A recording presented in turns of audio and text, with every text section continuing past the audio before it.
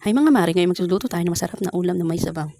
Salmon belly, sinigang nga po pala ang aking nilutong ulam namin ngayon. Dahil request nga po ng anak ko ay sinigang daw ang ulam namin ngayon at gusto naman ng asawa ko ay salmon. First time ko po palang magluto dyan ng salmon belly, karaniwan po sa ginagamit ko sa salmon ay yung ulo niya. Sa pagluluto lang po niyan ay parang sinigang na baboy lang din po.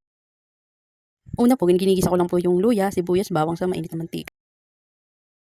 Saka ko naman po sinusunod yung mga gulay na gabi, sitaw, labanos, at saka po nilalagyan ko ng tubig. Saka ko naman po siya pinapakuluan. At pag malambot na po yung mga gulay na una natin nilagay, susunod ko na yung okra, mustasa, at yung ating salmon belly. Asin at ang pang-asim na nor sinigang. At papakulan po natin ulit siya para maluto na po yung mga huli nating nilagay.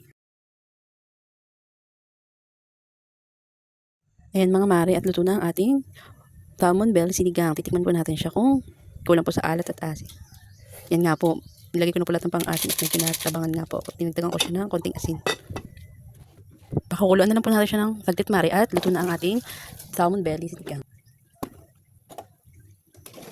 Yan mga mare, at kulong-kulo na po ang aking lutong ulam. Pag ganyan po ay pwede na siyang ulamin. Hanggang dito na lang aking mga video mga mare. Hanggang sa susunod pagluluto. Please like, share, follow, and subscribe. Bye!